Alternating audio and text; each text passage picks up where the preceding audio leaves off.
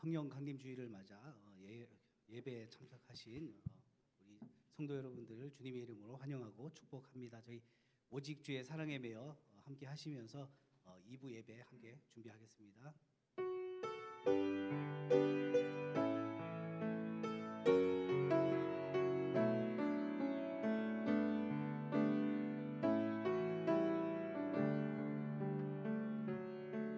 오직 주의 사랑에 매여 내 영 기뻐 노래합니다.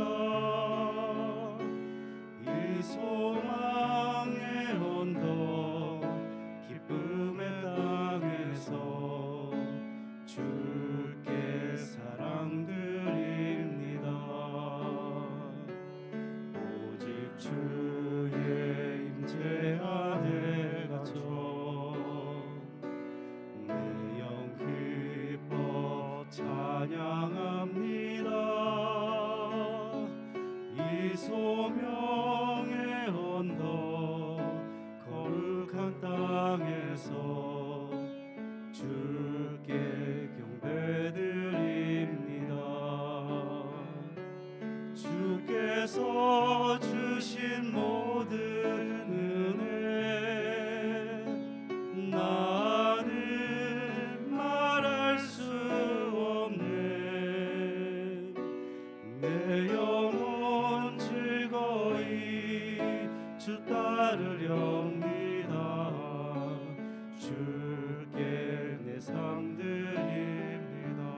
오직 주의 사랑에 매여 오직 주의 사랑에 매여 내 영 기뻐 노래합니다.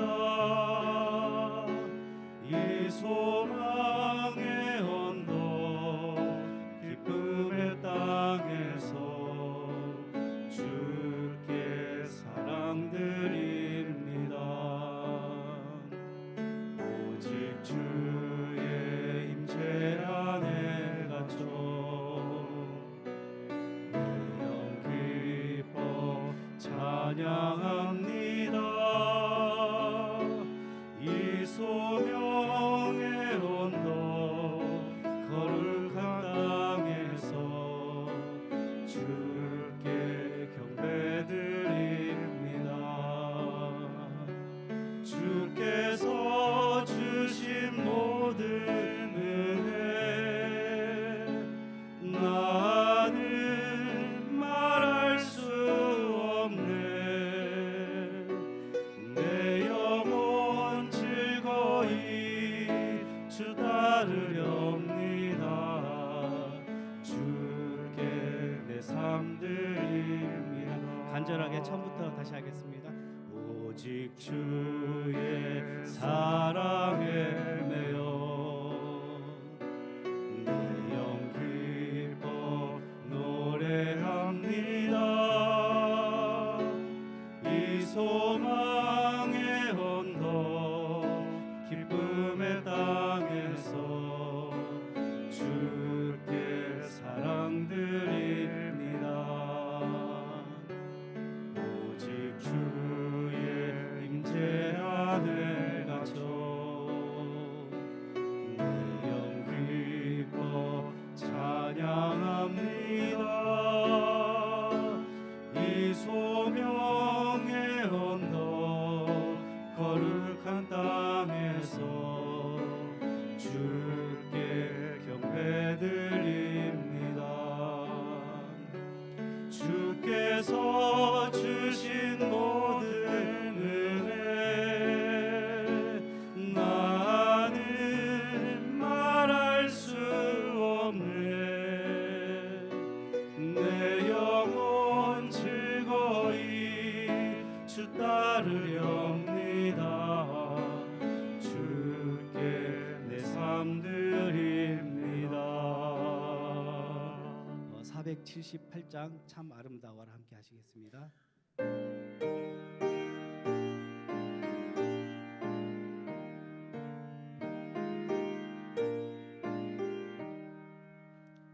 참 아름다워라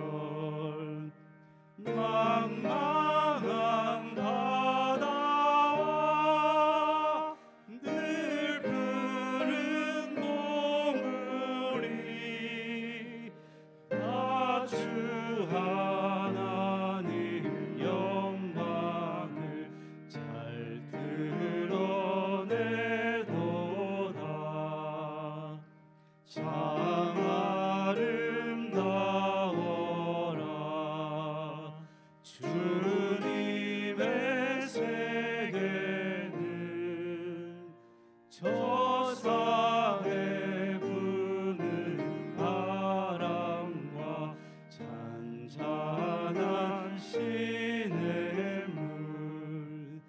그 소리 가운데 주 음성 들리니 주 하나님의 큰 뜻을 알듯 하도다. 1절 다시 하겠습니다. 참 아름다워라 주님의 세계는 저 솔로몬의 옷보다 더 고운 백합화 주 찬송하는 듯 저 맑은 새소리 내 아버지의 지으신 그 솜씨 깊도다. 참 아름다워라 주님의 세계는 저 아침 해와 저녁 노을 밤하늘 빛난 별 망망한 바다 늘 푸른 봉우리 다 주 하나님 영광을 잘 드러내도다. 참 아름다워라 주님의 세계는 저 산에 부는 바람과 잔잔한 시냇물 그 소리 가운데 주 음성 들리니 주 하나님의 큰 뜻을 알듯 하도다. 그 소리 가운데 그 소리 가운데 주 음성 들리니 주 하나님의 큰 뜻을 알듯 하도다. 아멘.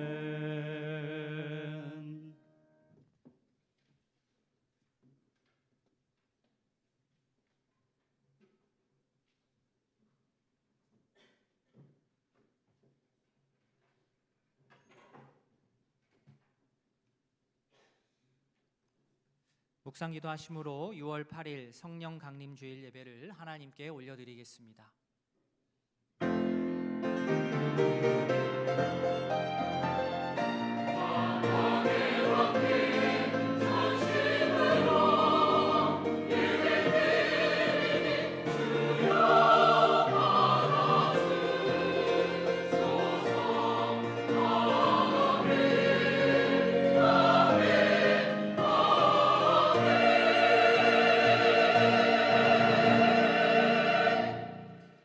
우리 영혼이 여호와를 바라며 그는 우리의 도움과 방패시로다. 우리 마음이 그를 즐거워하며 우리가 그의 성호를 의지하였기 때문이로다. 아멘.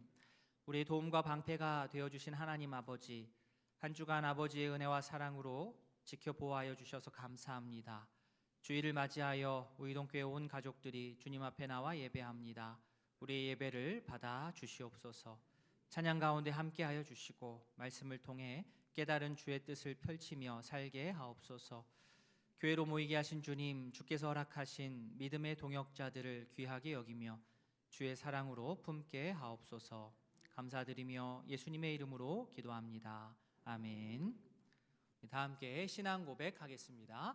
전능하사 천지를 만드신 하나님 아버지를 내가 믿사오며 그 외아들 우리 주 예수 그리스도를 믿사오니 이는 성령으로 잉태하사 동정녀 마리아에게 나시고 본디오 빌라도에게 고난을 받으사 십자가에 못 박혀 죽으시고 장사한 지 사흘 만에 죽은 자 가운데서 다시 살아나시며 하늘에 오르사 전능하신 하나님 우편에 앉아 계시다가 저리로서 산자와 죽은 자를 심판하러 오시리라. 성령을 믿사오며 거룩한 공회와 성도가 서로 교통하는 것과 죄를 사하여 주시는 것과 몸이 다시 사는 것과 영원히 사는 것을 믿사옵나이다. 아멘. 찬송 28장입니다.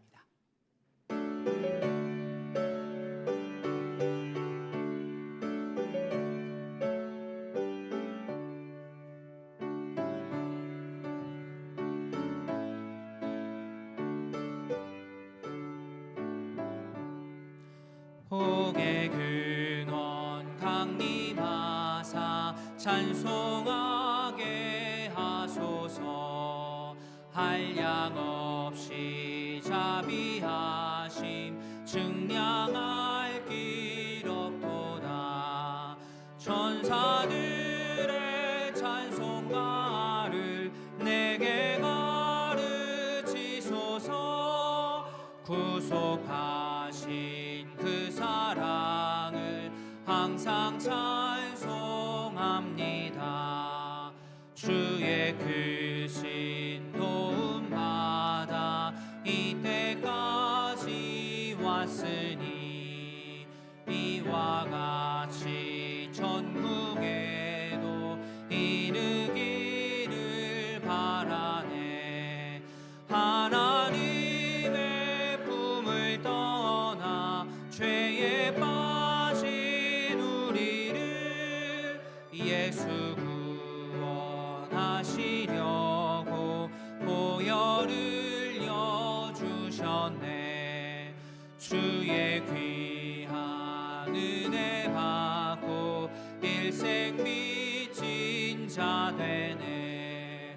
주의 은혜 사슬 되사 나를 주께 매소서. 우리 마음은 연약하여 범죄하기 쉬우니 하나님이 받으시고 전국인을 지소서. 아멘. 성구교독 교독문 135번입니다. 그의 위에 여호와의 영 곧 지혜와 총명의 영이요 모략과 재능의 영이요 오직 하나님이 성령으로 이것을 우리에게 보이셨으니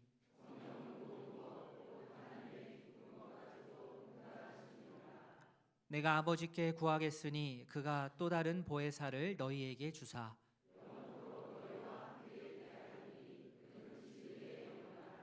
보혜사 곧 아버지께서 내 이름으로 보내실 성령 그가 너희에게 모든 것을 가르치고 오직 성령이 너희에게 임하시면 너희가 권능을 받고 예루살렘과 온 유대와 사마리아와 땅끝까지 이르러 내 증인이 되리라 하시니라. 아멘. 찬송 182장입니다.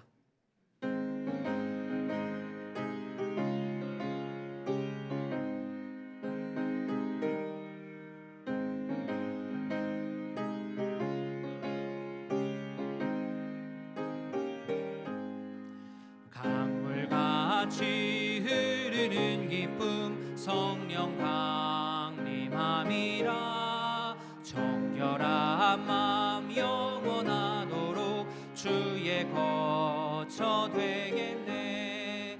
주님 주시는 참된 평화가 내 맘속에 넘 넘치네 주의 말씀에 거센 풍랑도 잠잠하게 되도다 나의 생명 소생케 됨은 성령이 마심이라 모든 의심 슬픔 사라져 주의 평강 넘치네 주님 주시는 참된 평화가 내 맘속에 넘치네 주의 말씀에 거센 풍랑도 잠잠하게 되도다 하늘에서 단비 내리고 햇빛 찬란함같이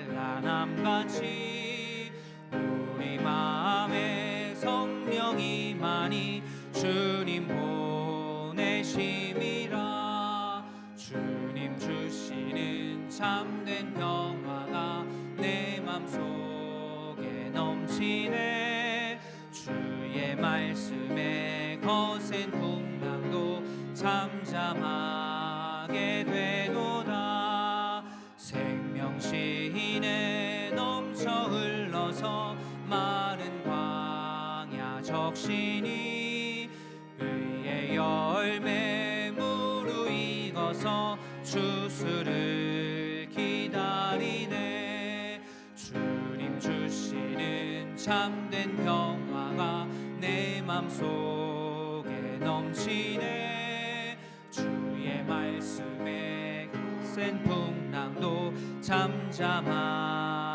되도다 놀라우신 주의 은혜로 그의 얼굴 뵙겠네 평화로운 안식처에서 영원토록 쉬겠네 주님 주시는 참된 평화가 내 맘속에 넘치네 주의 말씀에 거센 풍랑도 잠잠하게 되도다. 김은수 장로님 기도하겠습니다.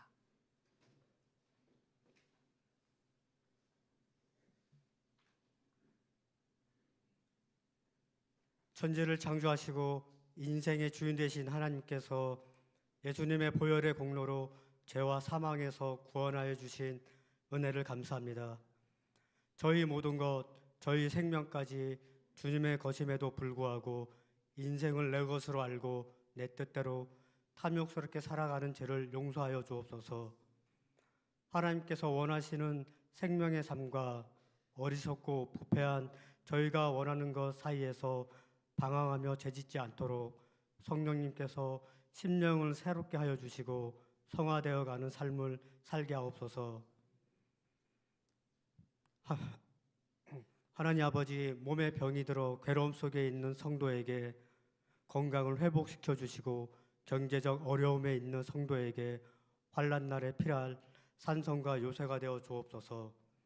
몸의 질병과 돈의 궁핍으로 인하여 절망에 빠지지 않게 하시고 약속의 말씀을 신뢰하도록 참된 믿음을 주옵소서.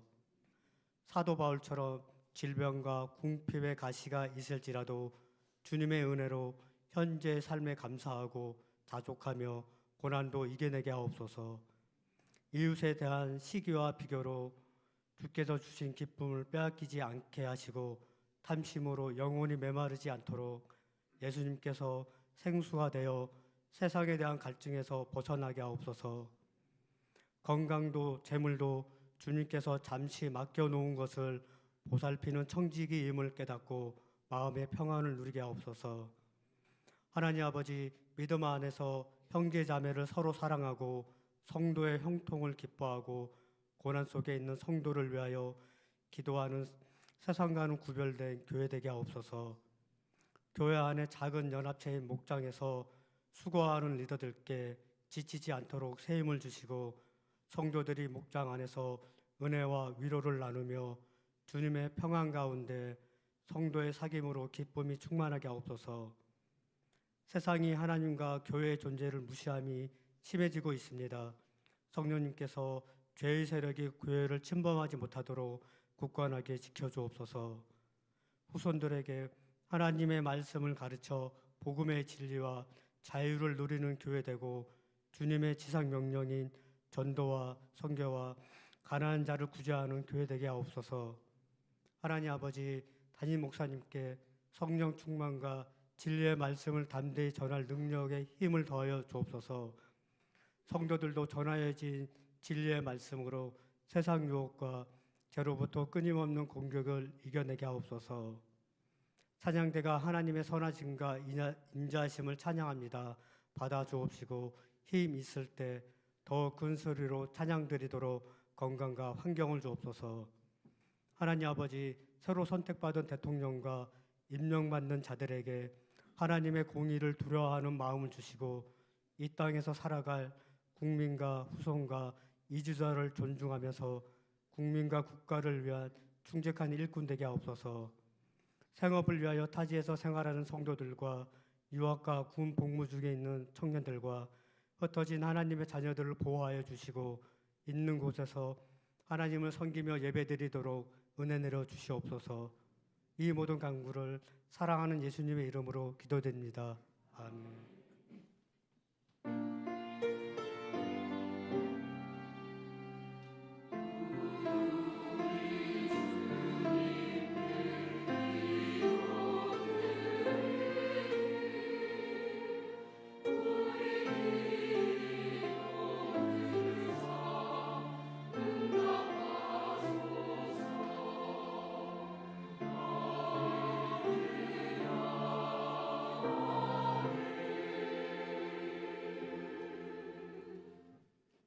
교회 소식 말씀드리겠습니다. 주보를 참조해 주십시오. 오늘은 성령 강림 주일로 지킵니다. 오늘 정기 재직회가 있습니다. 2부 예배 후 본당에서 바로 정기 재직회가 이어서 진행됩니다. 우리 재직분들께서는 꼭 참석해 주시기를 바랍니다.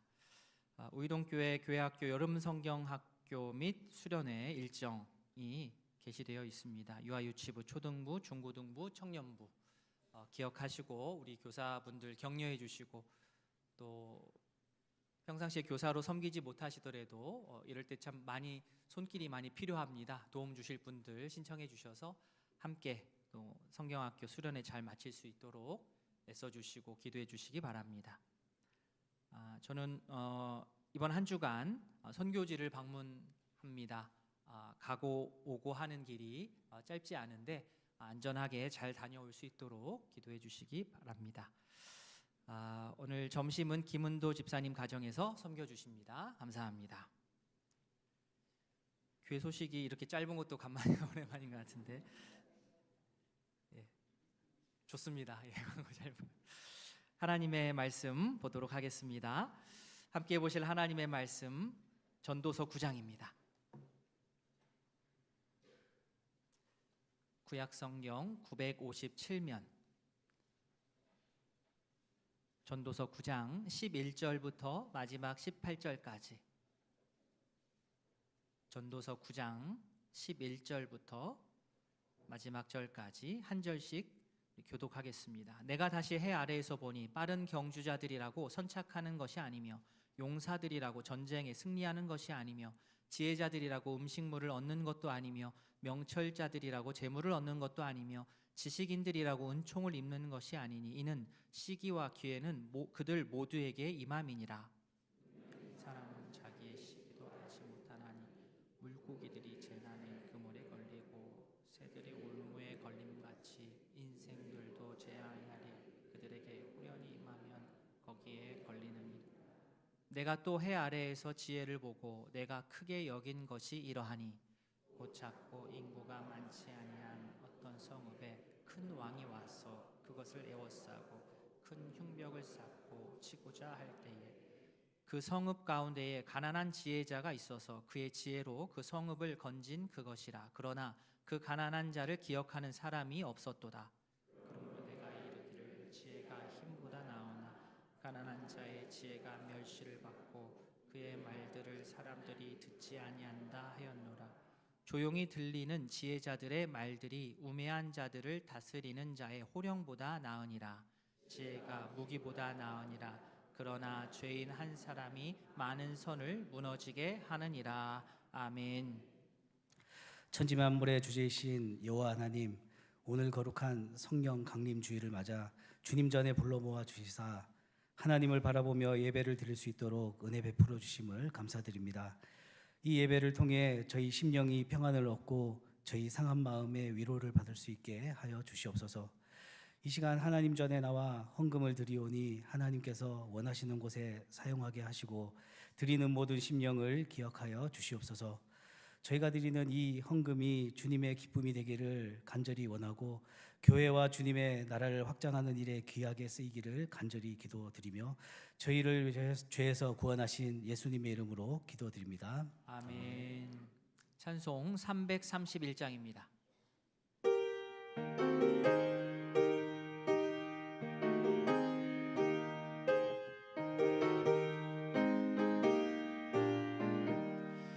영광을 받으신 만유의 주여, 우리가 명령을 따르리다.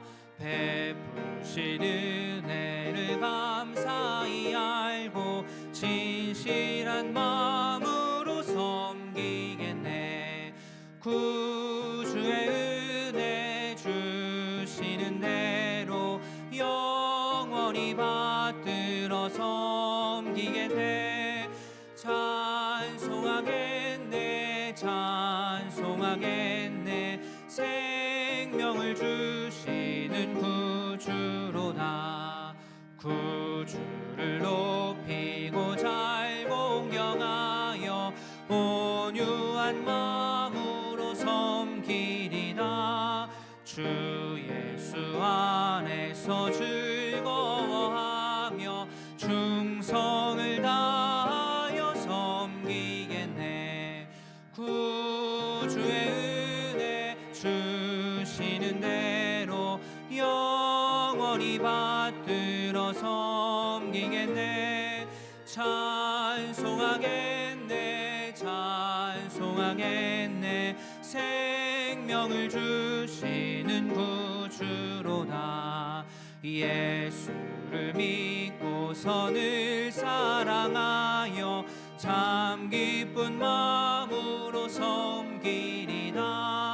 온 마음을 드리고 늘 순종하며 구주를 영원히 섬기겠네. 구주의 은혜 주시는 대로 영원히 받들어 섬기겠네. 찬송하겠네, 찬송하겠네. 생명을 주시는 구주로다.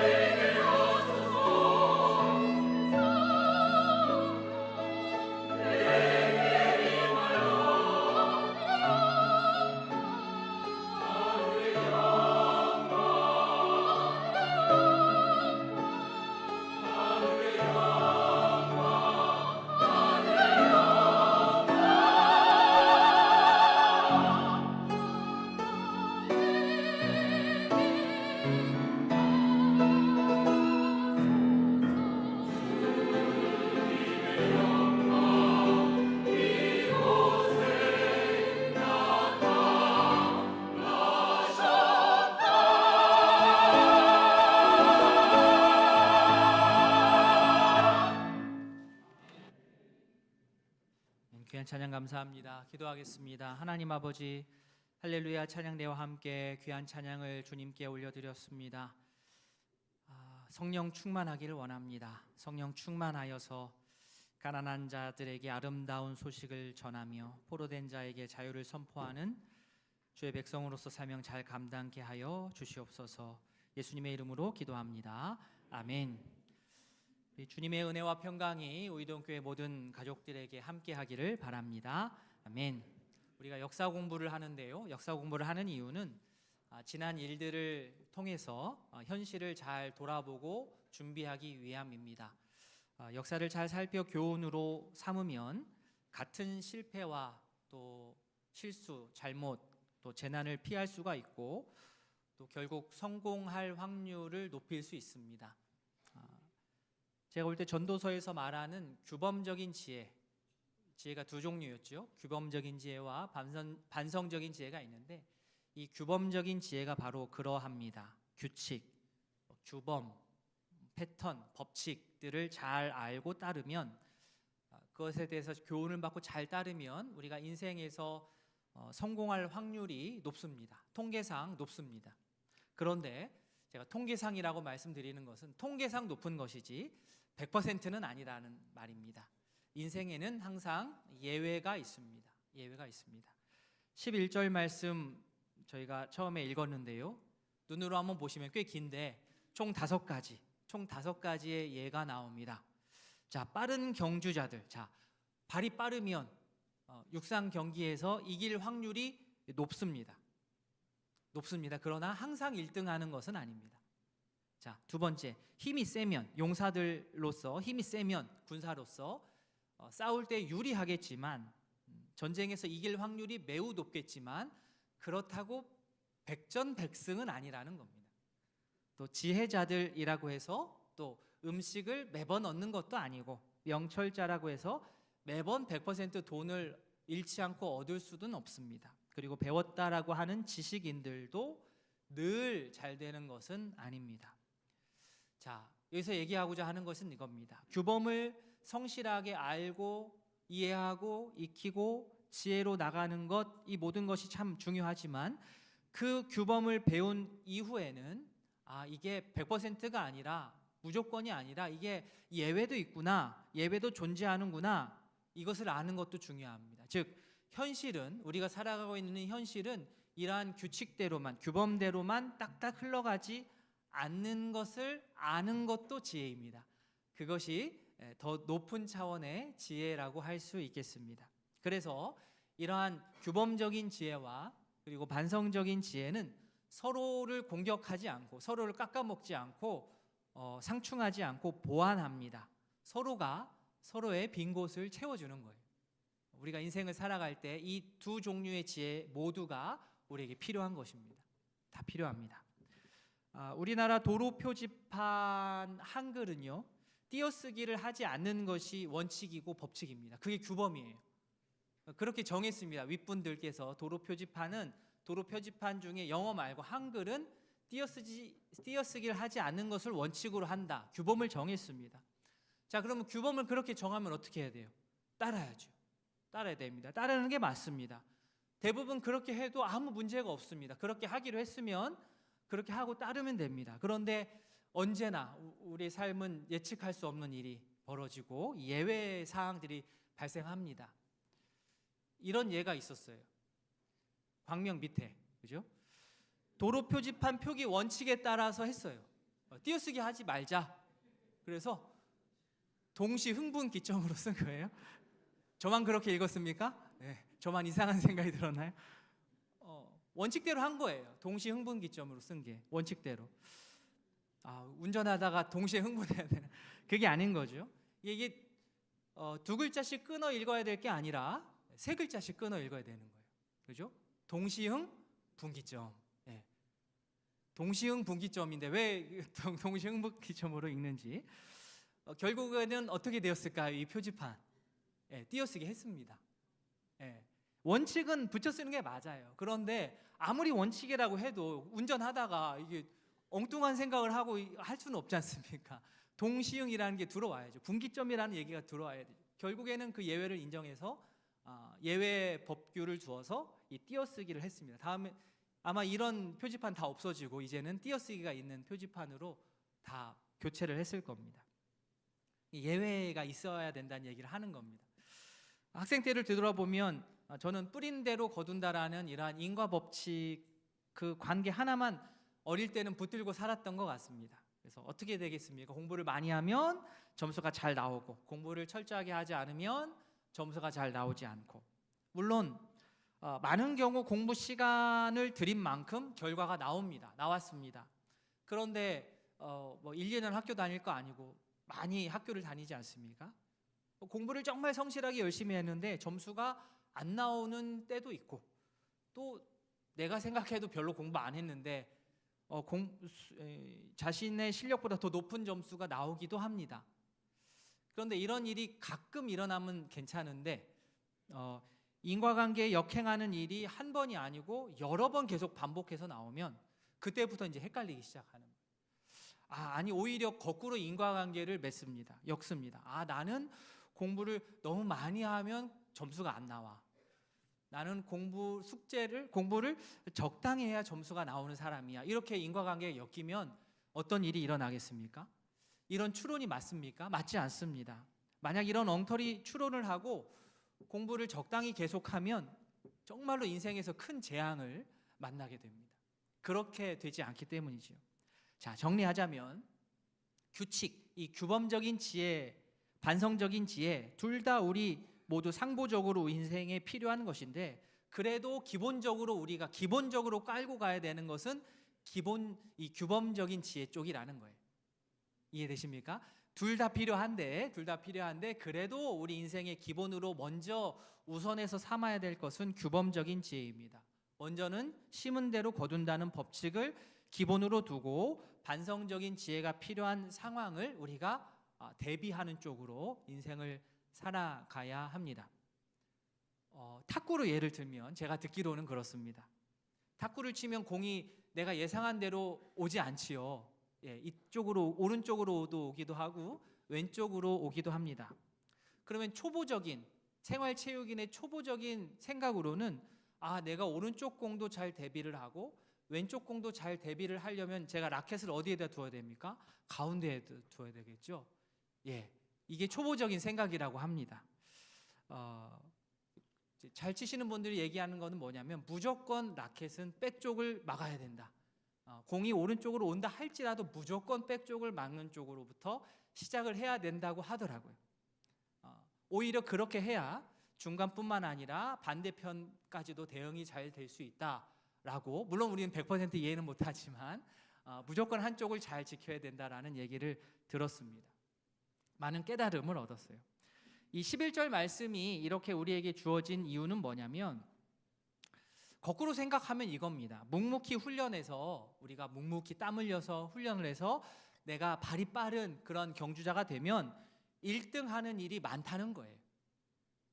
그렇기 때문에 이 얘기를 하는 겁니다.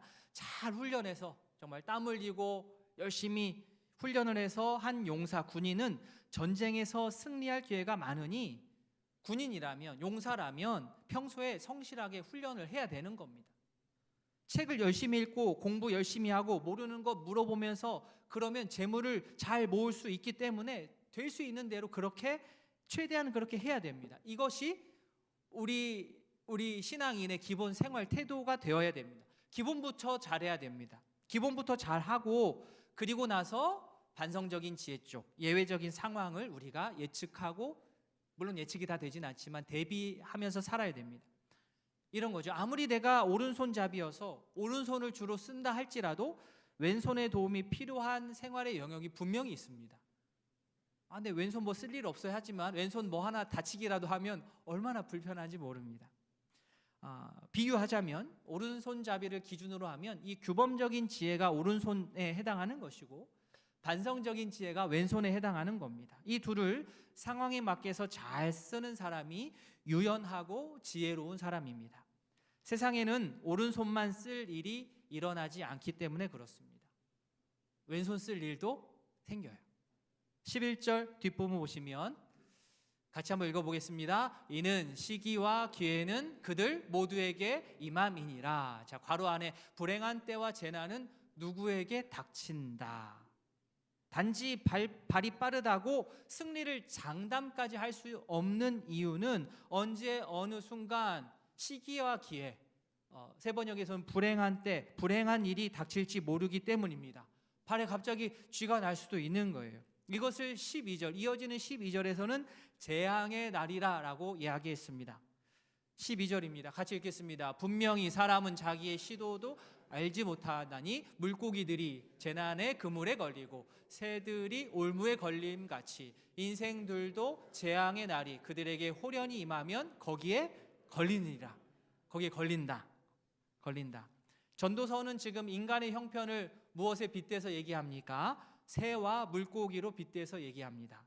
아무리 빠른 사람이라고 할지라도, 아무리 힘이 센 용사라도, 아무리 지능이 높은 사람이라 할지라도 물고기가 그물에 걸리고 새가 덫에 걸리는 것처럼 우리 인생의 재난의 날, 재앙의 날이 갑자기 닥치면 그것을 피할 수 있습니까? 없습니까?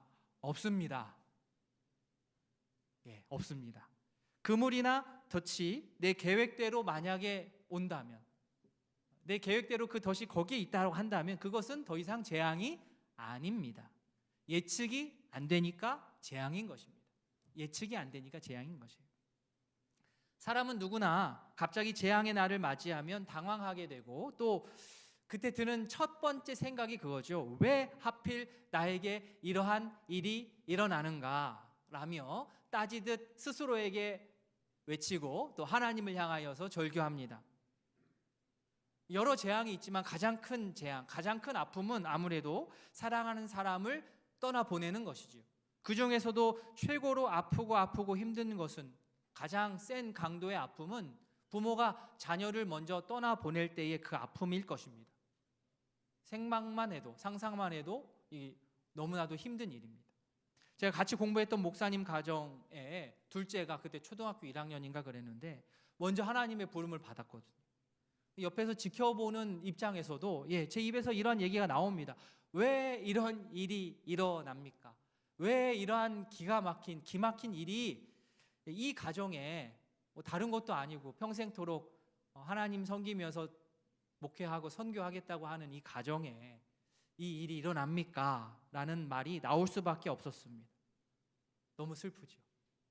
이 슬픔을 극복하고 승화하는 방법이 여러 있겠지만 이 목사님은 그래도 파괴적으로 이 일을 풀어가는 게 아니라 그래도 건전하게, 잔잔하게 글을 쓰는 걸 잘하시니까 글을 써서 애도하고 또 슬픔을 승화하여서 책으로 냈습니다. 박완서 작가 아십니까? 박완서 작가도 아들을 먼저 보냈는데요. 그리고 쓴 일기 형식의 소설이 한 말씀만 하소서입니다. 한 말씀만 하소서. 제목만 들어도 이 내용이 가늠이 되지 않습니까? 한 말씀만 하소서. 하나님께 하는 말이에요. 한 말씀만 하소서. 아들의 갑작스러운 죽음 앞에서 하나님께 따지듯 한 말씀만 해달라고 울부짖는 그 어머니의 심정이 담아있는 그러한 글입니다. 작가는 처음에 그렇죠, 우리와 똑같이 왜 나에게 이러한 일이?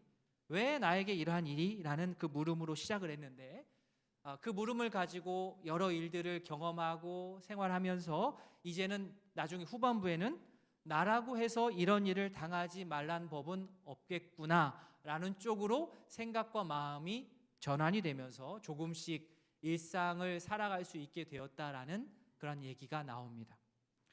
우리 눈에는 다 잘 보이는 것 같고 우리가 다 계산할 수 있는 것 같고 잘 아는 것 같지만 사실은 내일 일조차 알 수 없는 인생이 바로 우리들입니다. 야고보서 4장 14절입니다. 같이 읽겠습니다. 내일 일을 너희가 알지 못하는도다. 너희 생명이 무엇이냐? 너희는 잠깐 보이다가 없어지는 안개니라. 필연적으로 일어날 수밖에 없는 일도 필연인데, 크게 볼 땐 필연인데 사람의 보이기에는 우연처럼 보일 수가 있고요. 우연으로 보이는 일조차 그 원인을 알게 되면 필연적이라는 것을 인정하게 됩니다. 누구나 자기 뜻대로 자유를 따라 살아갈 수 있고요. 자신이 원하는 것 다 하면서 살 수 있습니다. 그렇게 사는 것이, 그러나 그물에 지금 걸리는 것인지 아닌지 모르고도 살 수 있습니다. 자유롭게 산다고 사는데 내가 지금 덫을 향하여 가고 있는지 그물을 향하여 가고 있는지도 모를 수 있습니다. 그러나 그물에 그때 딱 걸리면 그것은 필연적인데 마치 우연적인 것처럼 느끼기도 합니다. 세상은 이러한 것들을 운이라 얘기합니다. 우연이라 말합니다. 난데없는 재난이라고 부릅니다. 그러나 우리는 그 모든 것을, 물론 간단하게 편안하게 말하기는 어렵지만 이 모든 것을 커다란 눈으로 보았을 때 이 모든 것이 다 하나님의 섭리와 주권이다라고 부릅니다. 어렵죠. 고통과 슬픔과 재난 앞에서 하나님의 주권과 섭리를 말한다는 것이 무척 조심스럽습니다. 그러나 우리가 짚고 넘어가야 돼요. 하나님의 때에 대한 신뢰, 그리고 하나님을 향한 건강한 두려움, 경외심이죠. 경외심이 있을 때 나의 소유나 지위나 재능을 과하게 과시하지 않고 겸손하게 신앙인으로 살아갈 수 있습니다. 바라기는 세상 모든 일에 대한 주권이 하나님께 있다는 것을 우리가 인정할 수 있기를 바랍니다. 인정하기 어려워도 하나님의 하나님 되심을 인정하고 겸손하게 은혜를 구하면서 살아가는 자들이 우리 성도여야 합니다. 물론 하나님의 주권을 인정하고 겸손하게 은혜를 구하는 자 역시 이 세상에서 이 땅에 두 발을 딛고 살아갈 때 여러 어려움을 겪고 여러 고민들 가운데 살아가는 것은 똑같습니다. 그러나 한 가지 차이점은 뭐냐면 이들은 절망의 구렁텅이까지는 빠지지 않습니다. 그것이 차이입니다. 오히려 힘들고 절망스러운 상황이지만 오히려 평안과 자유를 누리면서 자신의 처지가 어떠하든지 간에 모든 환경 가운데 예배하는 것을 중단하지 않습니다. 그게 하나님의 자녀들이에요. 로마서 14장 7절 8절 우리 중에 누구든지 자기를 위하여 사는 자가 없고 자기를 위하여 죽는 자도 없도다. 8절 같이 읽습니다. 우리가 살아도 주를 위하여 살고 죽어도 주를 위하여 죽나니 그러므로 사나 죽으나 우리가 주의 것이로다. 아멘. 우리가 사나 죽으나 주의 것이로다. 정말 궁지에 몰렸을 때 우리가 스스로 하는 말이 있지 않습니까? 죽기밖에 더하겠냐? 죽기밖에 더하겠냐? 우리는 사나 죽으나 주님의 것입니다. 살아도 주님의 것, 죽어도 주님의 것이라면 누가 우리를 그리스도의 사랑에서 끊을 수 있겠습니까? 물고기에게 그물같이 새에게 덫같이 우리 인생에 갑자기 닥치는 어려움의 때에 우리는 우리의 계획과 의지와 노력만으로 완벽하게 이 모든 것을 피할 재간은 없지만 그 역시 하나님의 크신 섭리 안에 포함되어 있음을 겸손하게 인정하면서 끝까지 우리 삶에 주어진 길을 걸어갈 수 있기를 진심으로 소망합니다. 아멘. 전도자는 해 아래에서 여러 가지들 참 관찰했거든요. 마치 철학자와 같습니다. 세상에서 일어나는 모든 일들을 보고 그냥 넘기는 게 아니라 물음표를 던지면서 어떻게 이런 일들이 일어날까? 기쁜 일, 슬픈 일, 억울한 일들을 잘 보면서 이 논리 구조들을 따져갔지요. 그러는 중에 한 가지 감명 깊은 이야기를 소개합니다. 13절에 나오는 얘기죠. 전도자는 이 이야기로 세상에서 힘듦과 절망과 이 위기 상황을 극복하는데 정말로 필요한 것이 있는데 그것이 바로 지혜다. 이 지혜가 중요하다는 것을 예시로 들고 싶었습니다. 자, 옛날 옛적에 인구가 많지 않은 성읍이 하나 있었는데 한 번은 힘센 성의 왕이 그 성읍을 쳐들어왔습니다. 이 작은 성을 에워싸고 성벽을 무너뜨리려고 달려들었습니다. 전도자 당시의 국가는 도시국가 형태였는데요. 서로가 살아남기 위해서는 서로 힘을 합해서 성들끼리 성호 방위 조약을 맺었습니다. 그런데 어떤 이유인지는 나오지 않지만 오늘 본문의 중심이 되는 이 작은 성은 고립이 되어 버렸고요. 큰 성의 왕이 와서 성을 포위하고 그 성을 함락시키려고 했습니다. 조금 있으면 까딱하면 그 성이 그냥 함락될 위기예요. 그런데 그 작은 성읍에 한 사람이 있었습니다.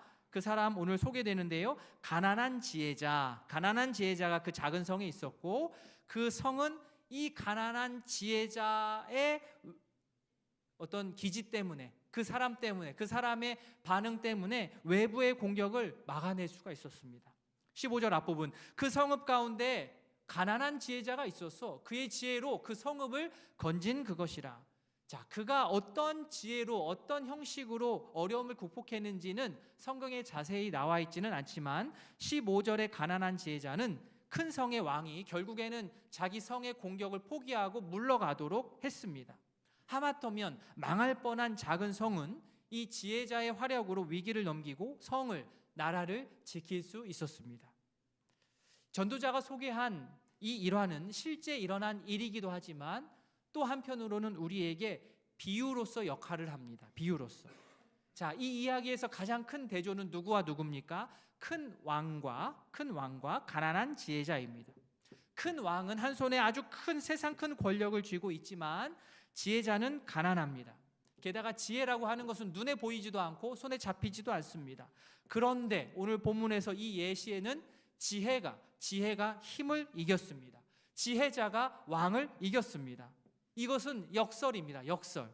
보통 세상에서는 힘이 지혜를 능가한다라고 말을 하기 때문입니다. 모든 사람들이 지혜보다 힘을 더 높이 치기 때문입니다. 그래서 사람들이 높은 자리에 오르려 하고 돈을 더 많이 모으려고 하고 더 많은 재미를 추구하는 것에 자신의 가치를 넣고 시간을 투자합니다. 그런데 전도자는 이러한 생각들을 뒤엎습니다. 지혜가 힘보다 낫다. 세상과는 역행하는 권면입니다. 전도자라고 해서 왜 힘의 그 놀라운 파워를 왜 모르겠습니까? 그런데도 불구하고 지혜자는 의지적으로 지혜가 힘보다 낫다라고 말을 합니다. 그렇게 말하는 것은 일종의 신앙 고백과도 같고 앞으로도 나는 세상에서 아무리 힘이 지혜보다 높다 좋다라고 얘기한다 할지라도 나는 끝까지 세상 끝날까지 하나님께서 나를 부르시는 그날까지 나는 지혜를 내 인생의 중심으로 놓고 살겠노라 다짐하는 그런 다짐입니다. 가난한 지혜자 때문에 성이 살았습니다. 까딱하면 그 성 안에 사람들은 다 죽을 뻔했습니다. 자기 목숨을 살렸으니 적어도 그 사람한테 감사 인사 정도 해야 되는 거 아닙니까? 지혜가 세상의 힘보다 나으면 적어도 사람들의 인정과 칭찬은 좀 뒤따라줘야 되는 것 아닙니까? 그런데 잔인한 현실은 그렇지가 않습니다. 15절 보시면 뒷부분에 그러나 그 가난한 자를 기억하는 사람이 어떻다고요? 없었더라. 이 사람 때문에 성 전체가 살았는데 막상 목숨 살고 나서부터는 이 가난한 지혜자를 알아주지를 않는 게 이 냉혹한 현실인 거예요. 지혜자는 지혜자인데 더군다나 앞에 가난한이라는 말이 붙습니다. 지금도 그렇지만 당신은 지금보다 훨씬 더 부함을 선한 것과 매칭을 시켰고 가난한 것은 나쁜 것하고 이렇게 묶었습니다. 그런 경향이 셌습니다. 그런데 지혜자가 오늘 말씀에서 그 기준 또한 뒤집어 버립니다. 지혜자는 지혜자인데 가난한 지혜자가 성을 살렸다. 그런데 여전히 사람들은 이 지혜의 가치를 온전히 알지 못하고 인정하려 들지 않았습니다. 16절 그러므로 내가 이르기를 지혜가 힘보다 나으나 가난한 자의 지혜가 멸시를 받고 그의 말들을 사람들이 듣지 아니한다.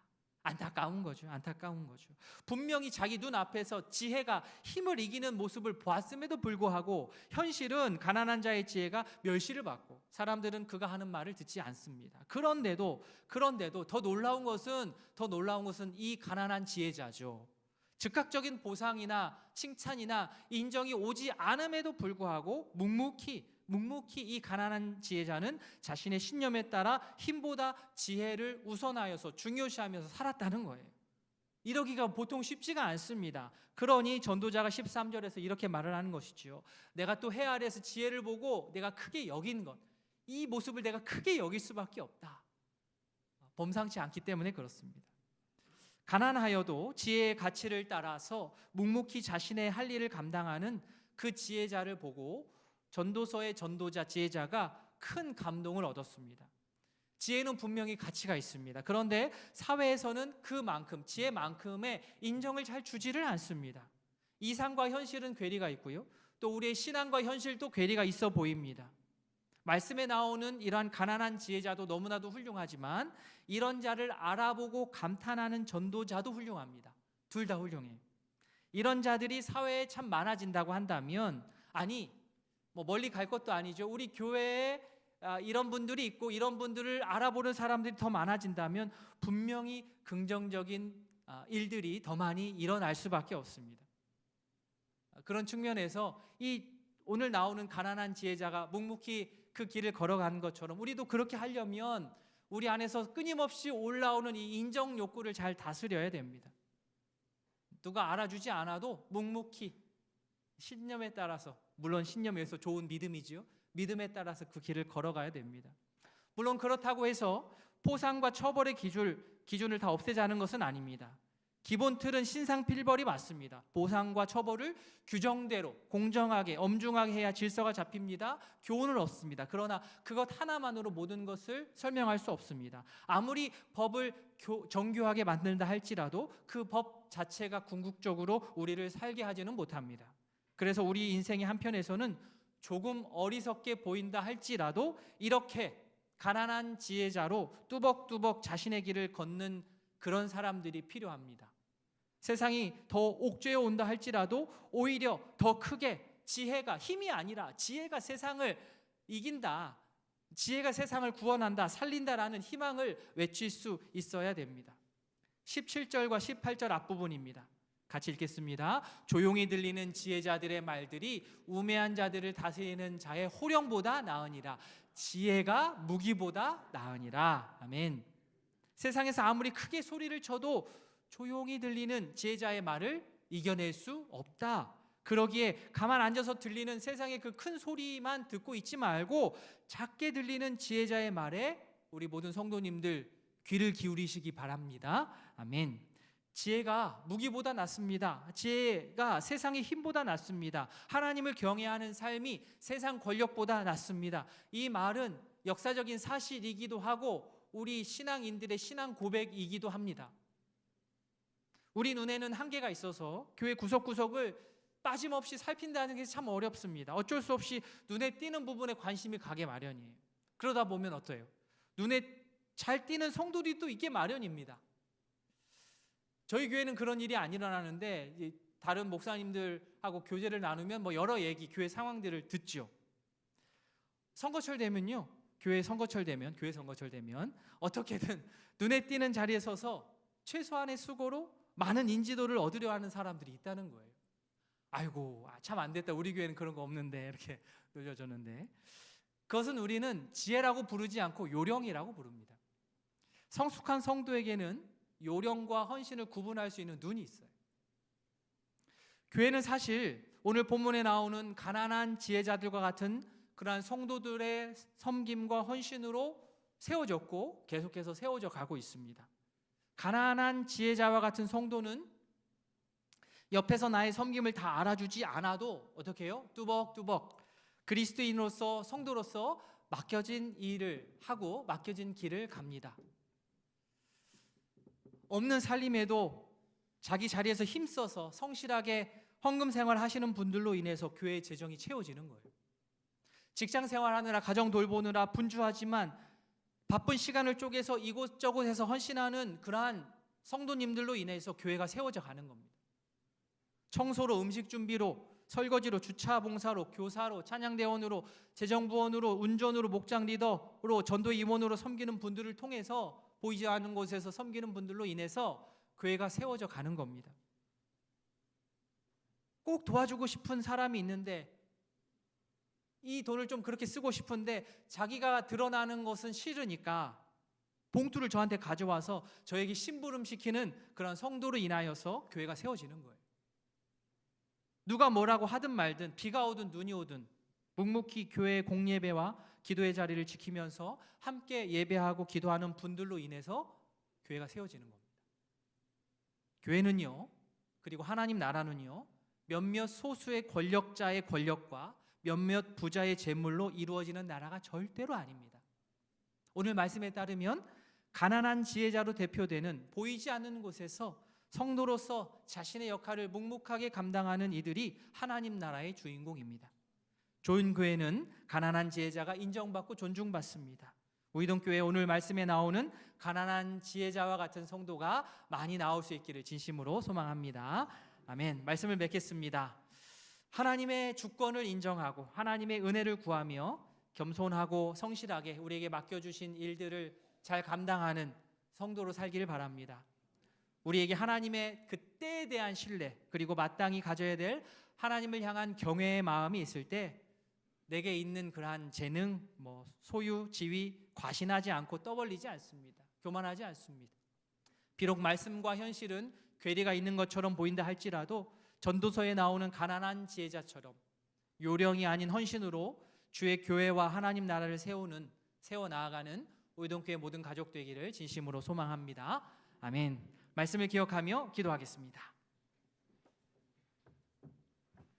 이 시간 기도하실 때 하나님, 예기치 않은 그러한 재난 상황 가운데에서 우리가 절망의 구렁텅이로 빠지지 않고 끝까지 하나님의 주권과 섭리를 인정하고 견디는 그 믿음의 능력이 우리에게 있기를 바랍니다.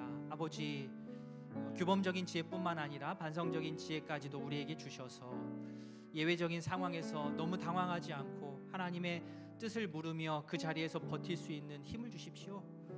그러한 마음으로 우리 기도했으면 좋겠고요. 더 나아가서 하나님의 나라, 우리 가정, 이 나라, 교회 결국에는 몇몇 소수의 힘으로 하는 것이 아닙니다. 가난한 지혜자들이 모여 그들의 섬김과 수고로 하나님의 나라는 확장되어 갑니다. 내가 그렇게 되기를 원합니다. 또 그러한 자들을 알아볼 수 있는 눈이 나에게 있기를 원합니다. 우리 교회가 그러한 가난한 지혜자들의 섬김과 헌신으로 더욱더 부흥하길 원합니다. 내가 그렇게 쓰임받기를 원합니다. 시간 기도하며 나아가겠습니다. 기도합니다. 하나님 아버지요, 힘들고 어려운 생활 가운데에서 특별히 예기치 못한 그물과 덫과 같은 인생의 어려움들이 닥쳤을 때에 아버지요, 하나님께 왜 나에게 이러한 일이 일어났습니까? 라고 이야기하지만 나에게도 이러한 일이 일어날 수 있습니다 라고 고백하는 아버지, 그런 성숙한 지혜가 우리에게 있기를 원합니다. 이 모든 것들, 인과관계를 다 따질 수가 없습니다. 주님, 우리에게 주어진 것을 하나님의 주권과 섭리 안에서 잘 해석하게 하시고 힘들고 어려운 상황 가운데에서 물러서지 않고 아버지여, 그 자리에서 묵묵히 주의 뜻을 묻고 따르는 저희 되기를 원합니다. 하나님의 놀라우신 섭리와 주권을 알고 인정하는 그러한 높은 차원의 신앙이 우리 가운데 지혜가 있기를 원합니다. 아버지, 그러한 지혜를 우리에게 신앙을 주시옵소서. 주님, 가난한 지혜자와 같은 그러한 모습이 우리에게 있기를 원합니다. 주여, 당장의 보상이 우리에게 주어지지 않는다 할지라도 아버지, 거기에 목매이지 않고 끝까지 묵묵하게 주께서 원하시는 그 길을 걸어가는 가난한 지혜자가 우리가 되기를 원합니다. 하나님의 교회는, 하나님의 나라는 결국 그들의 섬김과 헌신을 통해서 펼쳐져 나아갈 것입니다. 주여, 우리에게 그들을 볼 수 있는 눈을 허락하여 주시옵소서. 아버지, 사랑의 하나님 아버지, 이 세상을 바라보는 눈을 더욱더 밝히 뜨게 하여 주셔서 하나님의 주권과 섭리를 더 알고 인정하고 수용할 수 있기를 바랍니다. 덫과 같이 또 그물과 같이 갑작스러운 재난과 재앙에 어려운 일들에 우리가 놀라기 마련이고 우리의 근간이 흔들리는 그 고통 가운데 설 때가 참 많지만 그때 하나님의 주권을 인정하고 섭리를 인정하고 하나님의 선하심을 끝까지 부여잡는 높은 차원의 신앙이 우리 가운데 있기를 소망합니다. 당장은 다 이해할 수 없지만 하나님의 뜻이 있음을 알고 묵묵히 그 어려움을 견뎌내며 예배의 자리를 지키는 주의 귀한 자녀들 될 수 있도록 은혜를 더하여 주시옵소서. 하나님 아버지, 교회 또 하나님의 나라는 몇몇 사람의 힘과 또 재력으로 세워지는 것이 아님을 말씀을 통하여서 깨달았습니다.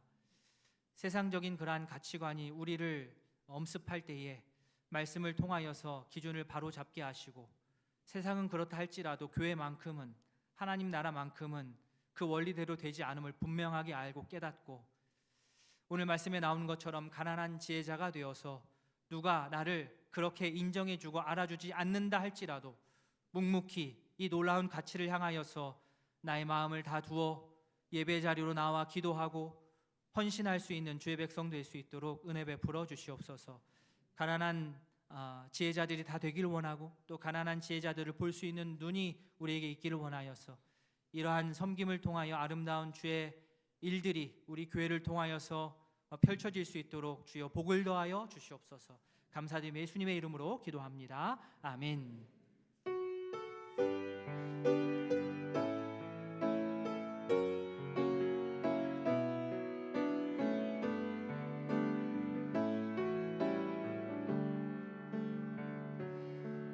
오직 주의 사랑에 매여 내 영 기뻐 노래합니다. 이 소망의 언덕 기쁨의 땅에서 주께 사랑드립니다. 오직 주의 임재 안에 갇혀 내 영 기뻐 찬양합니다. 이 소명의 언덕 거룩한 땅에서 주께 경배드립니다. 주께서 주신 모든 은혜 나는 말할 수 없네. 내 영혼 즐거이 주 따르렵니다. 주께 내 삶 드립니다. 구주 예수 그리스도의 은혜와 하나님 아버지의 사랑과 성령의 교통하심이 갑작스러운 어려움까지도 주께서 통제하신다는 믿음으로 묵묵히 이 시대의 가난한 지혜자가 되어 힘이 아닌 지혜와 헌신으로 교회와 하나님 나라를 세워가기를 다짐하는 모든 성도 위에 이제로부터 영원토록 함께 있을지어다. 아멘.